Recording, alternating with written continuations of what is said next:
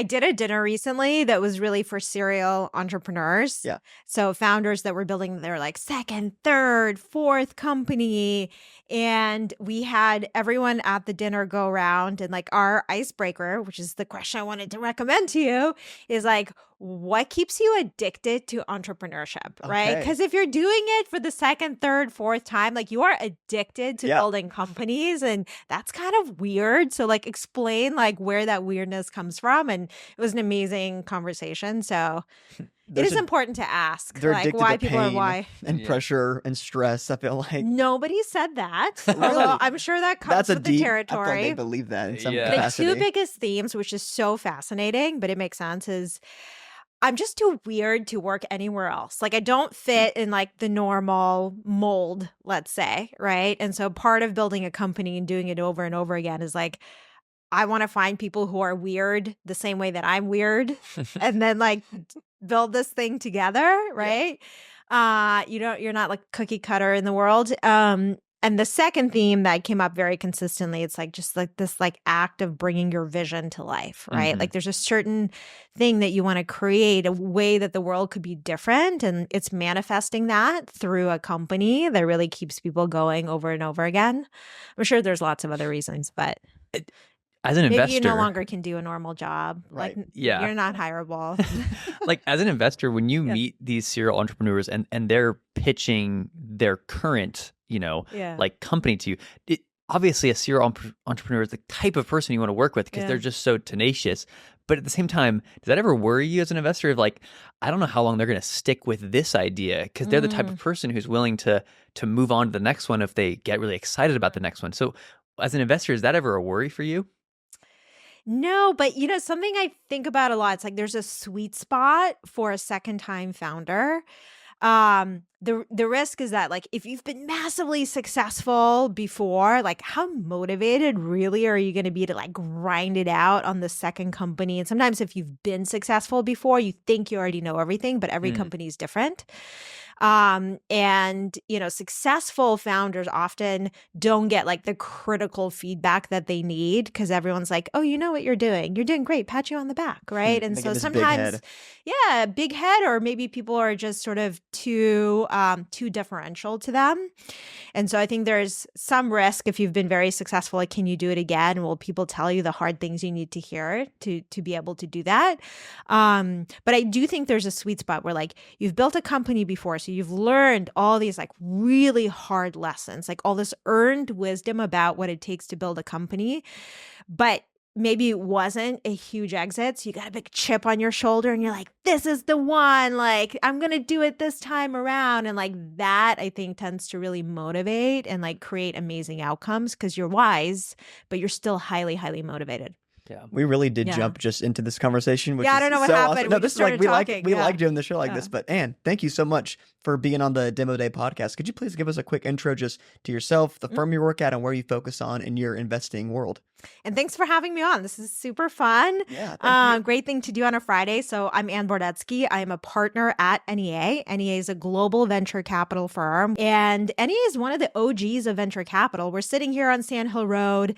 NEA was one of the founding venture firms of the industry as we know it, and has been around for a long time. And in the process of obviously being a firm that's been around for over 40 years, we've just had a chance to back so many amazing companies that are now iconic names, publicly traded companies that everybody knows.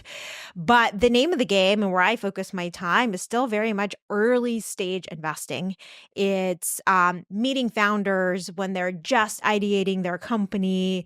A lot of our first investments are at the seed, Series A, and Series B stage of company building. So really like the very formative earliest stages of creating companies. But the goal is always find that amazing founder, find that amazing idea that could be, just a complete outlier and help them build a legendary company and hopefully a publicly traded company one day.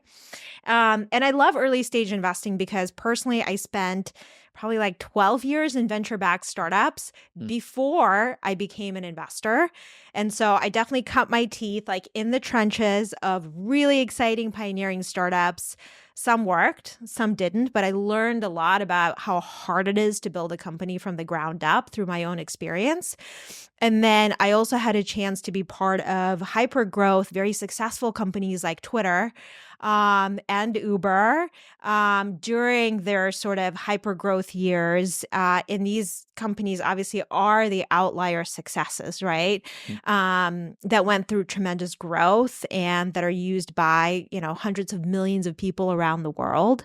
And I think a lot of what motivates me as an investor is trying to find those special companies, right? But before it's obvious. Right. We're on Sand Hill Road. We were driving here and Josiah pointed at the map, like, dude, look here. This is our first time visiting any VC firm on Sand Hill Road. And there's it's a storied street, which, we're very thankful to be here. And it's so funny too. We scheduled this podcast literally yesterday. Yeah. We've been to a lot of VC firms and founders throughout this week. And, we're huge fans of NEA. And we're we really want to get Anne to be on the show. And I think it's so a quick turnaround time, how I just emailed you. You got back so quickly. So the myth that VCs take forever to respond to an email is so not true. You're like, let's do this. Let's make this happen. And so we're happy Startup speed. Yeah, literally. Yeah. Startup speed. I want to ask, so you're working with these early stage startups, but you also at NEA have seen so many winners. I know that every company is different and every founder is different, but is there a similarity you see in the best founders, the ones that you can kind of early on say, oh, they look very similar in this one attribute to all the winners we've had come through the doors at NEA, and we know okay, they're the real deal. Is there any one thing that's consistent across the best founders? So it's such a good question. And I wish I could go back in time, literally go back in time and be a fly on the wall in the partner meetings that were happening here when Salesforce was first backed, or Cloudflare, right? Or, Plaid and some of the companies that preceded my time at the firm.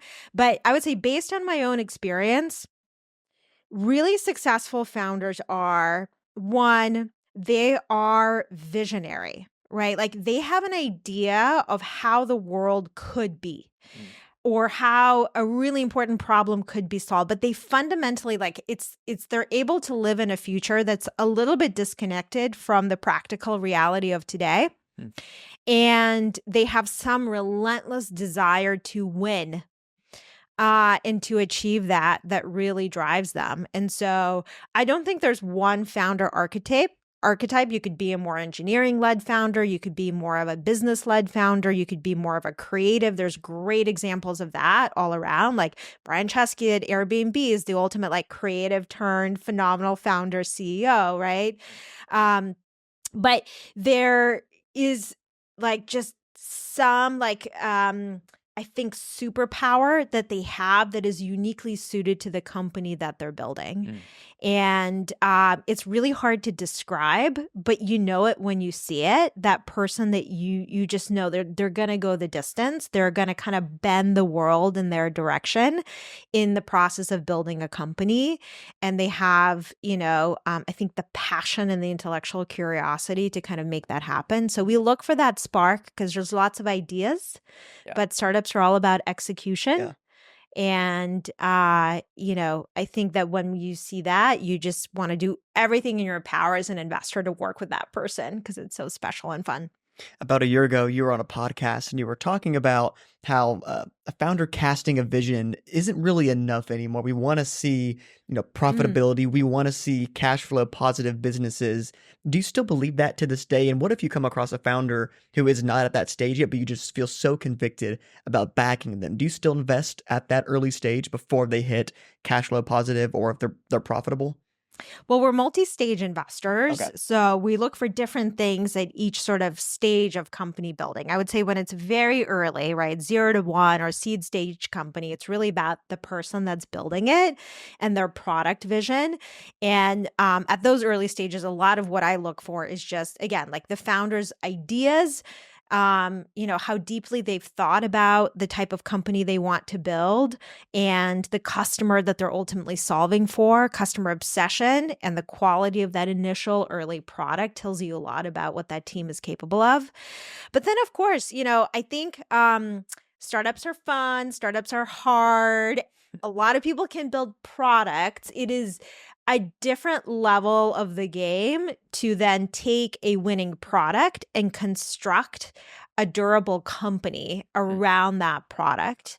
And so as you get into kind of that first stage of scaling up companies, we call that the Series B and later in venture. But as you start scaling, we look more and more for, can you turn this winning product into a durable company, and to kind of be, to survive and ultimately endure as a company, you have to have a business, right? That's generating revenue, generating cash, ultimately profitable one day. Although Amazon famously was the ultimate example of like, we don't need to be profitable. We're all about growth, right? And so I think that, I think people who really want to, I think, either champion their customer and really solve a problem for them, or just be like a legendary company that everybody talks about and writes about, realizes that the path to get there is figuring out how to scale and then how to, frankly, just be a really profitable business, because then you get to control your own destiny, right? Yeah.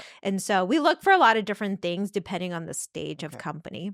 Yeah. So we're a media company, and that means social media is definitely a big part of what we're just interested in personally, professionally.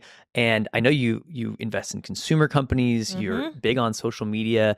So like I wanted to ask, because we see, especially with TikTok, their search capabilities have just exploded recently. And I mean, you've got people, I think we're looking it up, a billion videos are being posted on TikTok every single month, which is just absurd. The amount of data there, the amount of search capabilities that they're now having. Do you see TikTok and other social media platforms being the go-to place instead of maybe a Google for people wanting to just search up whatever it is that they're interested in the next coming years? Yeah, it's a really interesting time. Search is getting unbundled, and I think Google is being unbundled. We're seeing this right now in a lot of different ways. But by the way, like TikTok is not the first. If you think about what Amazon did, Amazon essentially took product search away from Google.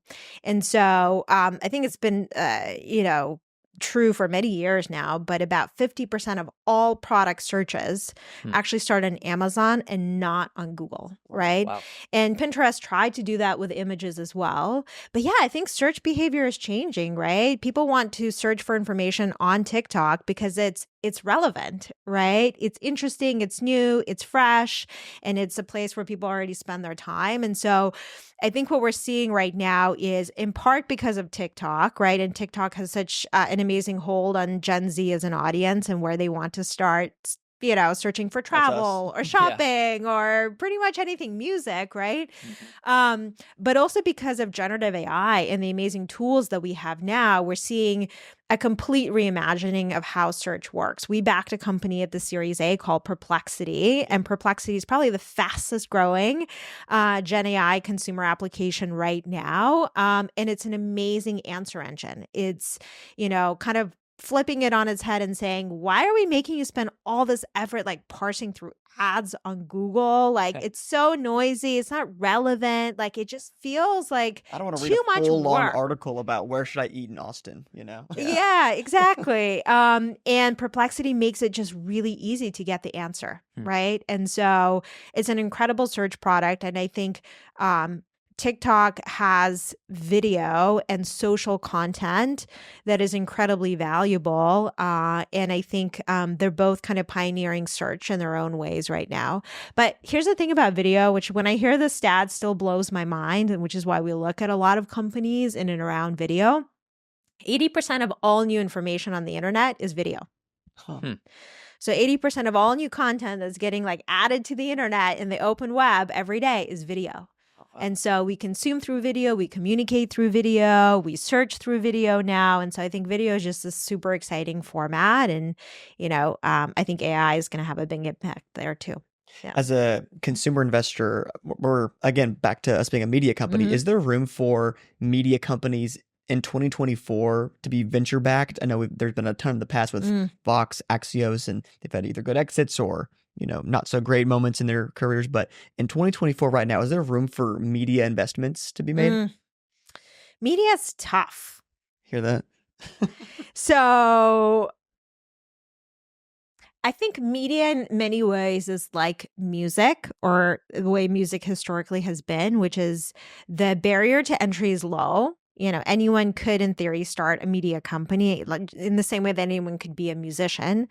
But the value sort of that's created and captured is very unevenly distributed, right? And there's the whales of the industry, think Taylor Swift, right, for music, that end up being just absolutely massive. And so for that reason, I think it's hard to find sort of venture scale media companies, but there's a lot of opportunity in tools that enable media creators. Captions is a good example of that. We're investors in Patreon. And so I think there's always kind of the next kind of set of tools that hopefully will enable a lot of people to become creators. But I think one thing that will really change because of generative AI is what a media company even looks like, right? And so part of my I don't really know is maybe someone will completely change what it means to be a media company, right? Now you can have synthetic content that is personalized, could be produced in real time, right? And so because the ability to sort of edit video, add dubbing and voices to video, localize video content, add sound effects, add music, whatever you want to video contents becomes so much easier and faster. Someone could completely reimagine both the means of production, but also the means of consumption for a modern media company. Maybe you guys will do that, right? Yep. And so there is something beyond YouTube, something beyond what a traditional media company looks like today that's possible because of generative AI, but we just haven't seen it yet. That's very interesting, because I think that there's this tension between the scalability and how fast you can move with using generative AI, but you're also potentially sacrificing the authenticity that kind of is the most important part of media, of personalities on camera, of being people who the audience can relate to, and they feel like, oh, this is real. It's a real human. This is not just content. So kind of, what are your thoughts on authenticity in the media while also being able to run fast as a media company? Can you do both if you're optimizing generative AI? Well, I think that to me, transparency is really fundamental with any sort of media content. I think that's what users want, right? There are things that are really entertaining. There are things that are really informative. There's everything in between. But I think what people want is just transparency, right? If generative AI or any sort of AI was used in the process of making something, I think consumers just kind of want to know. And so I think having transparency and being upfront about that allows you a lot more flexibility versus asking the audience or the consumer to be able to discern what's fake and what's not. That's increasingly going to be very hard to do. But there are a lot of trends in consumer right now that I think are really exciting.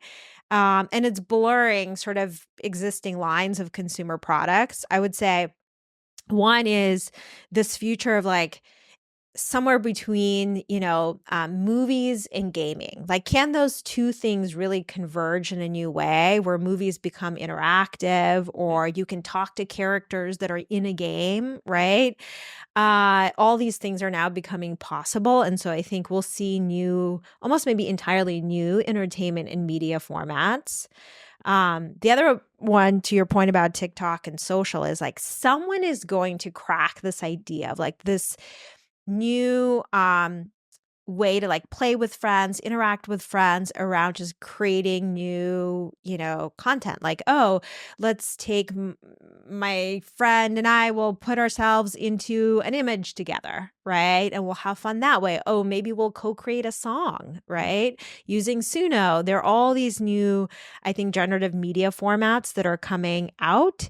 And the question is who's going to build the next TikTok around that, right? Where you take creating content together, make it into a game, make it fun, make it social, and kind of create a new format for self-expression or for social interaction in the first place. Because if you look back at the history of social media, like Facebook, Instagram, Snap, TikTok, Twitter. They were all like very distinct new formats for interaction and self-expression. And I think we're on the precipice of someone building that with generative AI. And I'm very excited to see that. When you get pitched by early stage consumer startups, what do you want to hear from a founder in that pitch that makes you want to invest later on? I want to hear a really opinionated view of the world. And again, that could be about anything. Could be like, I have this deep insight into a problem nobody's solved before, or I'm like obsessed with like solving for this one like customer segment or group, like, but just like deep insight and, an opinionated view of what could exist. Two is I look for product chops. Product chops are, even if all you have is a basic MVP, the little details in there tell me a lot about whether you pay attention to user design and user experience. So looking at the early product for signal of, does this person really know what it takes to build like world-class amazing products? Can they make that happen? And third, I would say is, I think so much of company building, it's evangelism, right? So I look for a certain level of like passion and magnetism and like, can you draw other people to your cause, right? Are you going to be someone that other people want to join in building a company? And when it's super early and it's just an idea, a lot of it is about the person, right? And do they have some superpower that really makes them stand out? You're sharing about this sort of new social collaborative app that could be the next TikTok. And I'm just thinking about, I'm sure there's lots of young people who might be able to create something that's that huge. But I wonder about the big companies like Disney.